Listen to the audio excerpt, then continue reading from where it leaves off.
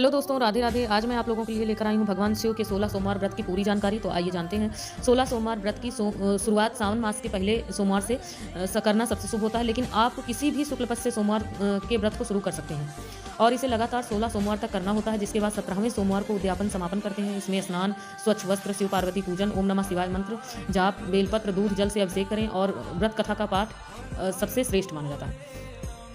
शुरू करने का समय वैसे सावन महीने का पहले सोमवार से सबसे अच्छा समय होता है, लेकिन अगर आप किसी कारण से नहीं कर पाते हैं तो अन्य महीने में भी कर सकते हैं। शुक्ल पक्ष से शुरू करना होता है और इसके बाद मार्गशीर्ष का जो महीना होता है वो भी बहुत ही शुभ माना जाता है, तो उसमें भी आप शुक्ल पक्ष से शुरू कर सकते हैं। पूजा की जो विधि होती है, सबसे पहले तो आप सुबह उठेंगे, ब्रह्म मुहूर्त में स्नान करें, स्वच्छ वस्त्र हाथ में, दाहिने हाथ में जल लेकर, फूल, चावल, सुपारी, सिक्का लेकर भगवान से व्रत का संकल्प लीजिए। अपनी मनोकामना के लिए भगवान शिव से प्रार्थना कीजिए।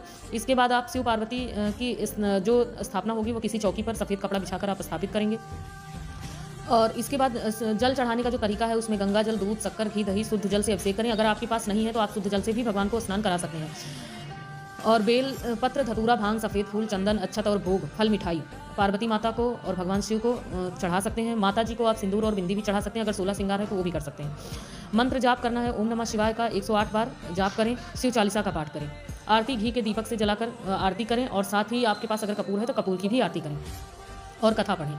प्रसाद जो होगा वो पूजा के बाद प्रसाद, जो भी प्रसाद होगा आपको 3 हिस्से में, एक हिस्सा शिव जी को अर्पण करना है और 2 हिस्सा जो होगा वो दूसरा हिस्सा जो होगा परिवार में आपको देना है प्रसाद, और तीसरा हिस्सा जो होगा वो आपका स्वयं का होगा, आप उसे खा लेंगे। और इस तरह से आपको व्रत पूरा करना है। और इसमें प्रसाद का भी यही होता है कि जो भी प्रसाद आप चढ़ाते हैं 16 सोमवार तक निरंतर आपको वही प्रसाद चढ़ाना है भगवान शिव को।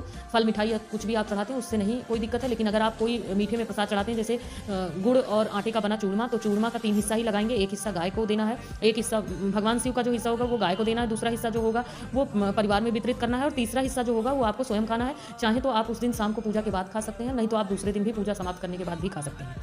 तो इस तरह से भगवान शिव का जो व्रत विधि है वो पूरी हुई। आप